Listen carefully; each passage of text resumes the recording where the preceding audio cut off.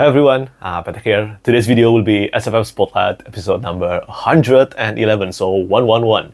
So yeah, we are almost at the end of the month of July, and I know time flies. And I think this year, everything in my content on my YouTube channel, all of them has pretty much been book haul, SFF Spotlight, sometimes book reviews, and also wrap videos. Unfortunately, that would be the way it is probably for the rest of the year. Of course, at the end of the year, I will post some book lists, some of my favorite books, and maybe also update some of my favorite standalones and possibly my favorite series of all time by the end of this year. But until then, unfortunately, due to the way my life currently unfolds, well, this has to be it. And I can only say I appreciate all of your support, and I totally understand if you feel disappointed about this. But anyway, today's video will be SFF Spotlight episode 111. And just like always, this is a series of videos where I talk about new book news, new Kickstarter campaign, new special edition, and also pretty much everything new in the adult science fiction and fantasy genre. And today I will be starting by talking about some cover reveals and also new book announcements, starting from One Last Prayer by Mosha Winter. So this one, the cover art is done by the author himself, and this is the prequel novella to the Winds of War. So this is a prequel in the Tapestry of the Tarnished series. So this kind of model, business model or publication model, where the author, especially in indie fantasy market and landscape, first the author released their debut novel, Winds of War, and then they proceed to release their prequel novella. Usually this one will comes in an accessible price or maybe for free. I don't know what's the plan with Mosha Winter here, but this kind of model, I'm pretty sure it was popularized by Ryan Cahill approach when he wrote the Bound and the Broken series. He released Of Blood and Fire, and then he proceeded to release The Fall at, I think, $1, if I'm not mistaken, or either for free by subscribing to his newsletter. This kind of model was really successful for him. I know that I started from reading The Fall as well before I dive into Of Blood and Broken, to test the water first before I dive into the deep water. And I think this kind of model is really nice to have in indie fantasy landscape. Not only in indie fantasy, really, if other traditionally published fantasy series can do this kind of thing, I think it will be nice as well. We can sample the writing, the story, and also the world before diving deep into it, because life is just constantly gets busier and busier. But anyway, back to my topic here. If you have read The Winds of War, this is a prequel novella to the entire series, and I think the cover art looks really good here. The design match the cover art of the first book, and of course this one just reminded me of the Siege of Cahill from the Malazan Book of the Fallen by Stephen Erickson, which if I'm not mistaken, is actually one of the main inspiration behind the Tapestry of the Tarnished. But moving on to the next one, this is about Sin of War by Gregory Kontaxis. So this is the fourth novel in the Dance of Light series, and I think this is the penultimate installment. But you might have noticed something different from the cover art here. So this is definitely a cover change compared to the previous three books, because this new cover art, it is done by Jeff Brown, and I think it is definitely the best cover art of the entire series so far. The previous cover arts, I think all three were done by Blood, and now that we have a new cover art by Jeff, I hope Gregory will find a way to actually redo the previous three books cover art with an artwork by Jeff as well. And I think it looks epic. We have dragons, we have tigers, and yeah, looking forward to reading this series someday. And speaking of cover art by Jeff Brown, here's why you should never underestimate the power of a strong cover art, of an impactful cover art that captured the tone of your book. When The Price of Fear, the cover art was revealed, The Price of Fear by Miles Lyon, the first book in the Wretch trilogy, the cover art went quite viral. Many people got to pick up the book. Many people got to look and then feel interested, and then they pick up the book, whether it's the advanced reading copy or the finished indie edition. And now, in less than a year, well, the book has been traditionally published. The announcement just came now, and the book will be traditionally published by Saga Press in the US and then by Penguin Random House in the UK. This traditionally published edition will happen in early 2027. And I've just read the book, and it is a great grimdark debut novel, especially if you love Empire of the Vampire and also the anime Bleach. I will be talking about that more in my wrap-up video, but I want to say congratulations to Miles Lyon. Miles also has been a huge supporter of my YouTube channel for, I don't know, several years now. I think it has been quite a while, and I didn't even know that he was going to release a book, and this is that book, and I'm really happy for him. I think this kind of success is well deserved, and I hope he will keep on rising from here on out. Again, congratulations to Miles Lyon, and if you love framing narrative and also you love Empire of the Vampire, please give The Price of Fear a try. But speaking of dragons, pretty much the next 7 topics I'm going to be talking about today, all of them will have dragons or dragon riders. The next one is about Memories of Fire by L.L. Macrae. But when it comes to Macrae, well, all the books from her pretty much feature dragons. She is a dragon lover, and of course this one is not an exception as well. The author has mentioned that this is going to be her most complex and ambitious and also epic series. I believe it will be a quartet, and the cover art is done by Andrew Maleski. And yeah, I'm looking forward to reading this and also her previous series, which begins with Iron Crown.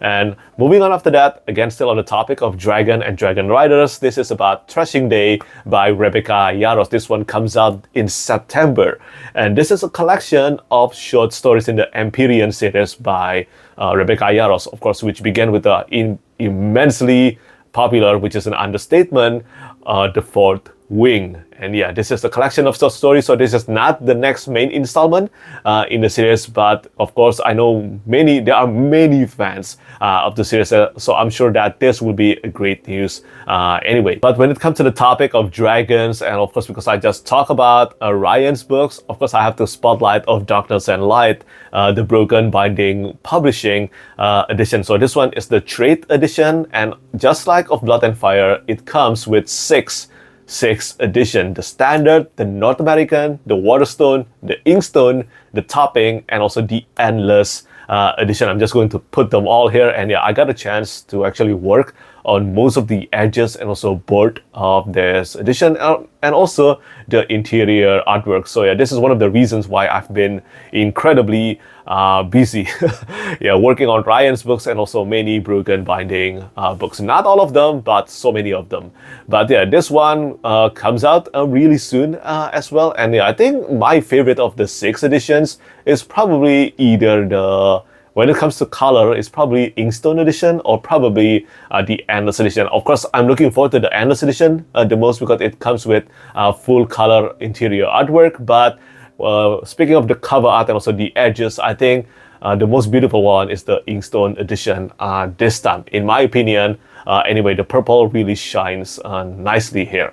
And then this is a big one here. This is one of the most complex composition design that I have asked from the artist.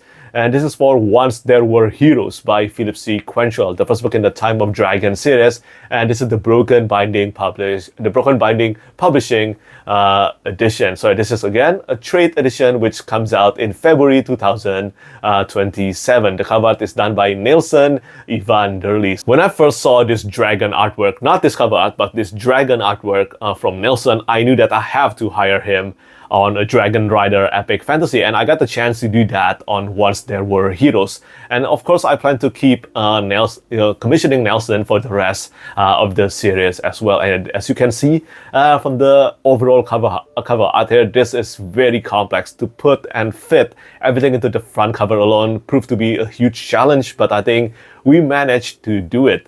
And yeah, this actually is a scene from inside the book. That's all I would say here.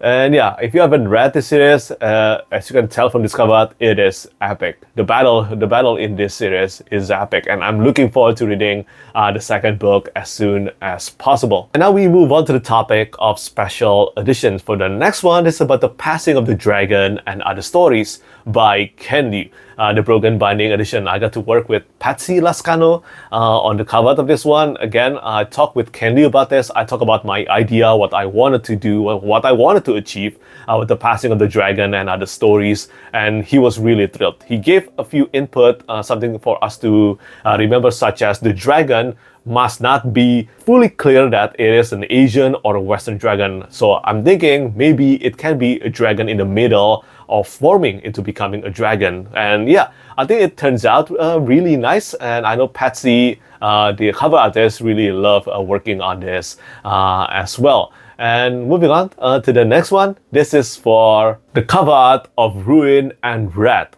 by John Gwynne, the Faithful and the Fallen, the fantasy subs of the Broken Binding. And yeah, this is actually kind of a surprise. I just remembered that we haven't actually shared the cover art of Ruin and Wrath, and I'm really thrilled seeing the reception. For Malice and Valor, this series is a lot of hard work. It is a lot of hard work. It is an important series for me as well. I think many of you know that I'm a huge fan of the Banished Land saga by John Gwynne, and I wanted to make sure that everything for this edition, for this series, goes well. I remember talking to John Gwynne that I wanted the cover art, especially the cover art, to have that inspiration from John Milton Paradise Lost. So I'm thinking Gustave Dore's artwork can be a huge inspiration for the bas relief. Of course, Roman is actually one of the inspirations behind the Faithful and the Fallen. So all of this goes into the cover art creation, which I talk about with Maximiliano Moreto, and I think he did a great job. He did an excellent job on the cover art. Of course, I have to go with Markin and Fidel on the cover art of Ruin. It just has to be them, and then go back to Corban and the villains for the cover art of Wrath. I hope any of you will be thrilled with this one as well. I cannot wait to see the physical copies of these two books, because I got Malice and Valor. Wow, they're gorgeous in person, and the production is just, it's almost like fine press in my opinion, and I think that's incredible. I'm really happy with how this turns out despite all the delays that came with it. And finally, this is a big one. This is for the books of Earthsea, starting with The Wizard of Earthsea by Ursula K. Le Guin, and this is the Curious King edition, illustrated by Tom Kidd. Now, I began SFF Spotlight by spotlighting the first ever special edition from Curious King, which is The Blade Itself by Joe Abercrombie, and I think they have come such a long way. I knew they will be successful from the beginning. Anthony, the owner of Curious King, is a huge man of passion. He has a lot of passion for the craft of book binding, for book creation, and of course the genre itself, and art as well. I talk about art a lot with Anthony, our struggle, and also what we want to achieve. It's been really fun. We like talking and trading ideas, and I love it. I love talking with Anthony. I think he's a good friend, and I think everything that I have produced ever since The Blade itself, everything have been an absolute stunner, and I have no doubt with Tom Kidd handling the artwork for Ursula K. Le Guin's books, I'm sure that it will be something truly incredible as well. But if you want to know the full details, I have put the link in the description down below, but do know that this one, the sales will happen tomorrow on the 28th of July. So yeah, make sure to be quick about that, because I predict this one will sell out really quick as well. And now, for the last two topics, I will be talking about Kickstarter campaign.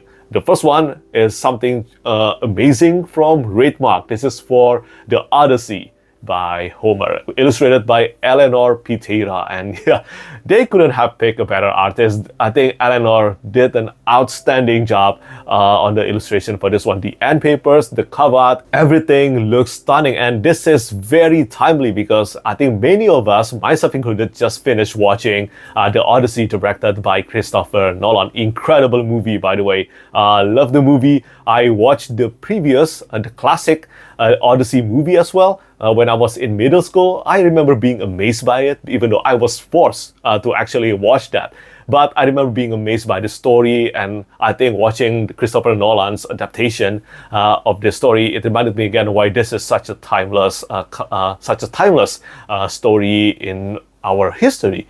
And yeah, there were many resonating themes in that movie, but you know what? I'm going on a tangent here. I ended up talking about the movie instead. But this one, the cover art, and also the end papers, I remember seeing this just right I was about to watch the Odyssey, and I think it was such a great timing. And yeah, I'm looking forward to getting a copy of this edition as well. The Kickstarter campaign is live now. And yeah, of course, it is fully funded already. And finally, the last Kickstarter campaign I want to spotlight today, it is about Ashen Viper by Joe Lee. And this one will come with the Kickstarter edition as well. It's like a special launch edition. And yeah, the cover for this one is done by Christopher Chant, and it is the typography design is done by Rachel Sinclair. So these two artists are artists that I have worked with a lot for plenty of Broken Binding books. And I think their combination again comes with such a beautiful result. And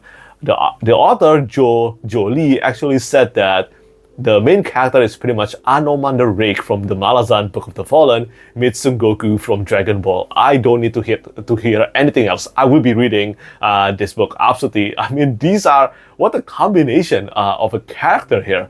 And I love Son Goku. This Son Goku is one of my one of my heroes. I remember as a kid, I just looked up to him a lot, and I think many of my moral codes to always try to be kind and help as many people as possible came from Dragon Ball, because that's what Son Goku or Kakarot did a lot in Dragon Ball. Just like always, if you're interested in this book, well, I have put the link in the description down below. And the final two topics that I want to talk about, these are about TV show adaptation. The first one is for Neuromancer by William Gibson.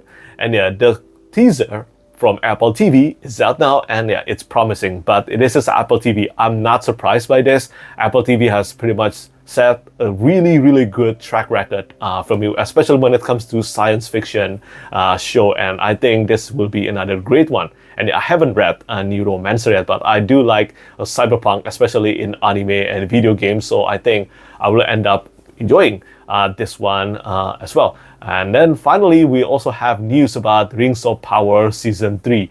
And I don't know about this one. I'm still not sure whether I will end up watching this, but the poster is actually really cool. Love the composition of the poster here. But let me know, are many of you still excited about Rings of Power Season 3? I remember some episodes in the Season 2 actually impressed me, and for a while, there were some episodes that actually made me feel a bit hopeful, and then it came. The final episodes, and I'm just incredibly disappointed by the final episode, and I don't know whether I will watch Season 3 or not, but let me know what you think. But before I end this video, I just remember, because I just talked about Apple TV, Dark Matter Season 2, the teaser is out now as well. Now this one I believe will go beyond the book, because everything from the book has been adapted in the first season. So I'm curious to see whether this will provide a good result to the story or not. But I know that Blake Crouch is actually involved in the writing of the TV show as well. And yeah, that's pretty much it for today's episode of SFF Spotlight. I will try to be more consistent when it comes to uploading video. I know that I've been posting sometimes one video per week, sometimes even one video per 2 weeks. And right now I'm still trying to go back to actually posting 2 videos per week. Hopefully I can do that soon, because as I said, it's not fun. It's actually not fun not being able to post videos as much as I hope. But again, life. I don't think I've ever been as busy as this year ever in my life. So I think some of you will understand just how crazy that is. But yeah, anyway, just like always, do let me know what you think about all the news that I spotlighted in the comment section down below. And I will be back hopefully at the end of this week with a new video. And yeah, as always, thank you so much for watching, and thank you for your support. Bye-bye. Lastly, I want to say thank you so much once again to all my patrons who keep on supporting me.